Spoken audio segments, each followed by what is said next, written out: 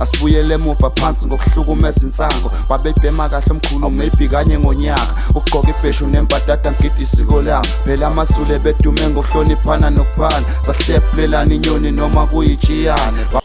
Inkantolo ebizwa nge-Constitutional Court isiveza ukuthi icala lafakwa nguPrincess Makade kaZwelithini ongomunye owafaka icala ekuthenini ephikisane nokuba sesihlalweni kwalowo oyisilo samabandla wonke uMisuzulu kaZwelithini. uMisuzulu kaZwelithini selokhu kahlala esihlalweni kusukela ngonyaka 2021 kusekhona uMangosuthu Buthelezi noma kusekhona inkosi uMangosuthu Buthelezi okamagogo.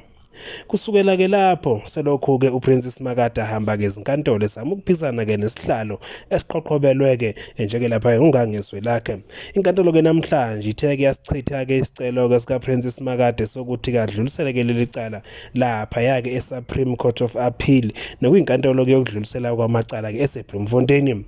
Ezinye zezizathu ezitheke zabekwa inkantolo ngesokuthi lobu bufakazi uPrincess Makade anabo bungaphansi kakhulu kobufakazi kobukhona ukuthi kosesihlalweni nembala nguye ongunguye.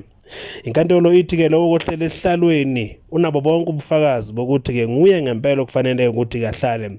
Uthi ukuthi bemosha izimali behambe beSupreme Court of Appeal eBloemfontein kungcono alichithe leli cala liphele nyama. Lokho okusho ukuthi siphelile noma kuphelile kumsindo ngobukhosi bakwaZulu. Kuyofanele ukuthi abantwana bonke ukufaka phansi noPrince Nqokonqoko bahambe ezinyathelweni zokuthi ophethe njengamanje nohlelo esihlalweni sobukhosi bakwaZulu nguye okufanele ukuthi kahlale. Lokhu phela abantu abaningi bakujabulele kakhulu njengoba bethe kuzokunciphisa nomsindo futhi kubuyise nobumbano endlunkulu.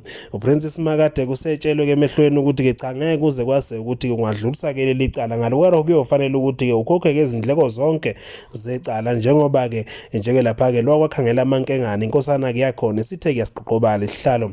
Bathi kubona bonke ubufakazi obukhona lobu bukaPrincess Makade buphansi kakhulu ekuthenini bungafike ebuyini eSupreme Court of Appeal.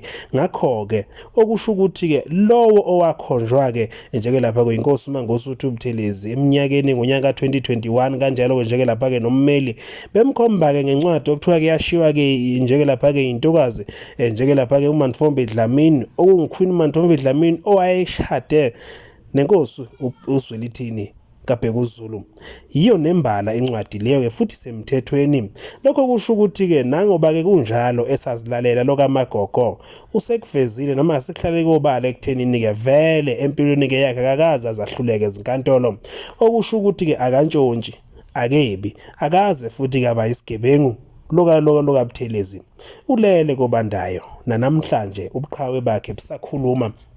uPrincess Makade kulindele ukuthi agobe kamadlangala avumele lapha kwinkantolo ekuthenini lowo ohlele esihlalweni njengamanje lapha inkosi isilo samabandla wonke uMisuzulu kaZwelithini nembala nguye osemthethweni.